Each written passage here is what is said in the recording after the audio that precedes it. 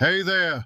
If this is your first time on the channel, don't forget to hit that subscribe button and turn on the notification bell. And we'd love to know, where are you watching from? Drop it in the comments below, thank you. Cold, silent, never-ending darkness. Emily couldn't see anything, not her hands, not her steps, not even the end of the space she was in. It felt like a tunnel with no walls, no sound, and no direction. But far ahead she noticed something, a faint light, dim, flickering, distant, yet strangely calling her.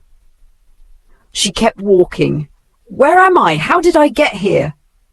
She remembered being at a party with her two best friends, Bella and Rachel, but now they were nowhere to be found. Suddenly a voice called out, soft and gentle, "Are you new here?" Emily spun around. A young woman about her age stood behind her. She had a kind smile and glowing skin that somehow lit up the dark. "Yeah, I think I'm lost," Emily answered quietly. The girl nodded. "Everyone here is." Emily turned and looked around properly for the first time. All around her, sitting silently in the darkness, were other young people, at least 20 of them. Their eyes were blank, their faces full of pain. "Who are they?" she asked. The girl answered calmly, "They were all killed unjustly, just like you." Emily gasped. "You were poisoned," the girl continued. "At the party. One of your friends did it."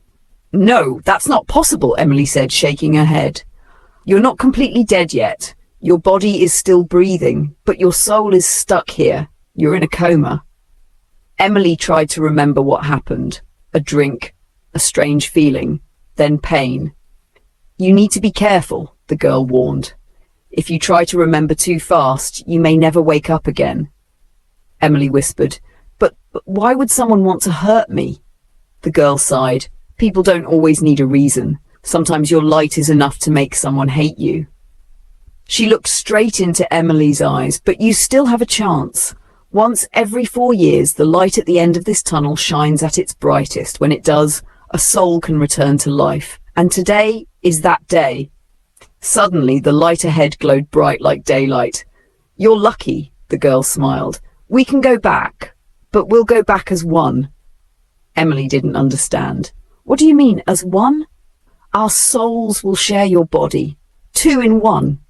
I'll help you find the person who tried to kill you, and together we'll get justice." Before Emily could respond, the girl grabbed her hand and ran toward the light. They disappeared. Beep! Beep! Machines beeped quietly in the hospital room. Emily lay on the bed, eyes closed, an oxygen mask covering her face. Then her eyes slowly opened. The lights were too bright. She blinked a few times. Beside her, someone held her hand tightly. It was Bella, her roommate. "You're awake?" Bella cried, standing up quickly. "Emily, do you know who I am?" Emily gave a weak smile and nodded. Bella let out a breath of relief and hugged her gently. "I'll call the doctor," she said, and rushed out. Emily sat up slowly. Her body felt different, stronger, rejuvenated. Strange faces and emotions rushed through her mind, memories that didn't belong to her. "What's happening to me?" she whispered. Soon the doctor entered with Bella and Rachel. But what shocked them was not that Emily was awake. It was how she looked. Her skin glowed, her eyes sparkled as if there was light inside them. Even the doctor paused in disbelief. He examined her. Everything was perfect: pulse, temperature, eyes. Even the previous diagnosis was gone. They ran tests. The results came back. Nothing was wrong. No sign of poison. Nothing. Later, the doctor told her gently, "You've been in a coma for a week, but now you're fine. Miraculously fine." Rachel added cheerfully, "And don't worry about the bills. I paid everything." "You girls are too much," Emily smiled weakly, "but I'm starving." Everyone laughed. Food arrived. Emily tried to relax, but inside her mind was racing. One of them had poisoned her. But who? Rachel or Bella? That night, Emily stepped out to clear her head. Just then, she overheard Bella whispering angrily on the phone nearby. "You promised the poison would kill her. She's alive and fine." Emily froze. Her heart dropped. Bella continued, "Refund my money. The doctor said she's being discharged." Then silence. The call ended. Bella turned and saw Emily. Her expression changed quickly. Oh, I was just handling some business stuff, she said with a fake laugh. Someone messed up a deal. Emily nodded but said nothing. Later that evening, lying in bed, Emily remembered everything. Bella, the poison, the betrayal. But why? She had once helped Bella during her worst days. Bella had no place to stay. Emily had offered her a place to live, clothes, food, everything. Treated her like family. And now, this? She closed her eyes. A soft voice echoed in her head. People don't always need a reason. Emily opened her eyes and whispered, "You again?" "Yes," the voice replied. "I'm the girl from the tunnel. We're now one. I'm here with you." Emily's heart pounded. "We'll find out everything," the voice said calmly. "We'll make them pay." Emily sat up straight. Her face was calm, but her eyes burned with quiet fire. She turned to Rachel and smiled. "Thank you for everything." Rachel smiled back. "Anytime, girl." Emily looked toward Bella, who had just entered with her usual cheerful smile. "Thank God you're okay," Bella said sweetly. Emily smiled too. "But do souls really share bodies with the living?" Emily muttered as she walked slowly around the hospital grounds. "It's not common, but clearly it happens." A soft voice replied from inside her head. Emily sighed and plugged in her earbuds to avoid the stares of people who thought she was talking to herself.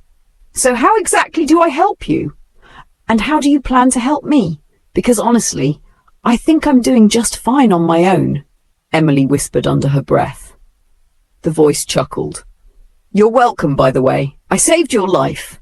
I just need a small favor in return." Emily rolled her eyes. "What favor?" 3 hours every night. While you sleep, I use your body." "What? You're joking?" "Nope," the voice said cheerfully. "The light makes it possible. While you sleep, I'll take over. I promise I won't mess with your life. I'll be gone in 3 months. Emily paused. Something about the voice sounded sad. "You really can't rest?" she asked gently. "No, my spirit still has unfinished business. That's why I'm stuck here." Emily was quiet for a moment, then sat on a bench outside. "Fine," she said, "but you don't mess with anything personal, okay?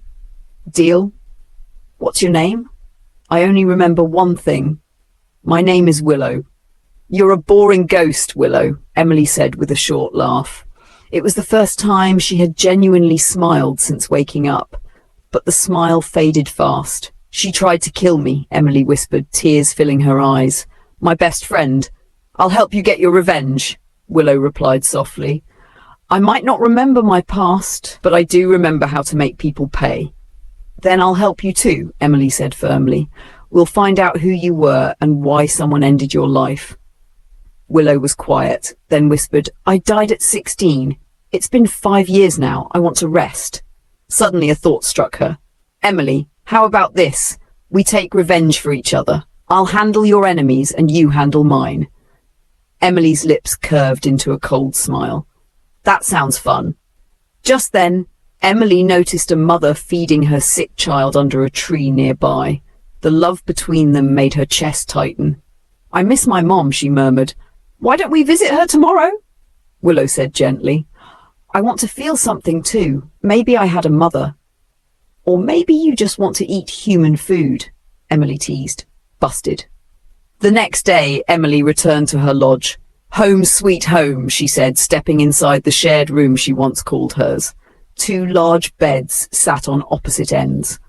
One belonged to Rose. The other, Emily shared with her closest friend, Sarah. Shoes lined the shelves like a mini shoe shop. Wigs sat on mannequin heads, most of them Emily's, though Sarah wore them more often. "Girl, I'm so happy to have you back," Sarah said warmly. "Me too," Rose added. "I really thought we lost you." Emily sat on the bed, smiling at them, but her eyes were searching for answers. "Did any of our classmates ask about me?" Rose shrugged. "Not really. My department is at the upper campus, so I didn't hear much." She turned to Sarah. "You two are in the same class. Didn't anyone ask?" Sarah shifted nervously. No. We agreed to keep it a secret, remember?" "Did we?" Rose asked, puzzled. Sarah quickly added, "We didn't want your mom finding out, so I didn't tell anyone." Willow's voice whispered from inside, She's lying. That witch is lying. Emily kept a straight face. Okay, but did you help with my schoolwork? I couldn't, Sarah said, faking guilt. I was always at the hospital. Rose looked confused. But you went to class a few times. You could have at least told Wealth. At that name, Willow's curiosity lit up. Wealth? She asked inside Emily's mind. Emily explained. Wealth was the guy she secretly liked, but Sarah had always told her to avoid him. Still, he never gave up. You actually like that guy? Willow teased. You've got terrible taste. Shut up, Emily muttered. Let me out, Willow said.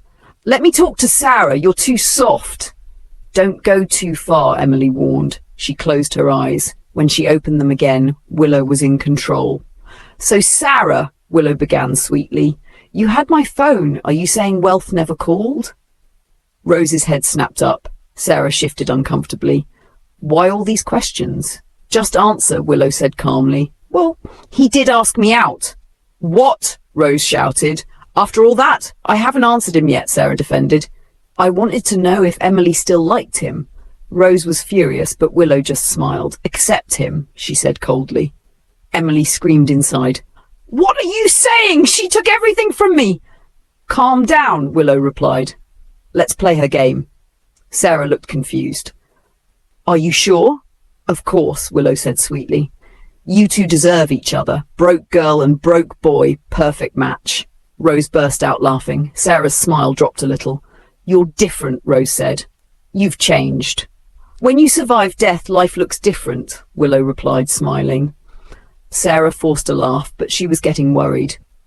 Hand me my phone, Willow said. I want to call my mom. Sarah hesitated. You should surprise her instead, she said quickly. She'd love that.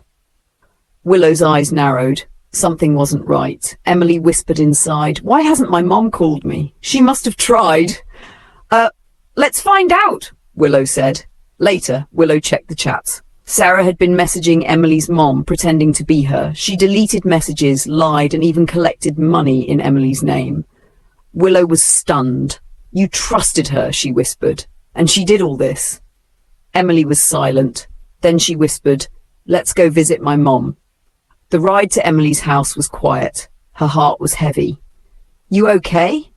Sarah asked. Emily forced a smile. Just thinking about Mom. She hasn't reached out. It's strange. Maybe she's just busy, Sarah offered. Emily nodded, but her thoughts were elsewhere. When they arrived at her mom's boutique, they heard arguing. You think you can walk in here and ask for money? Emily's mom shouted.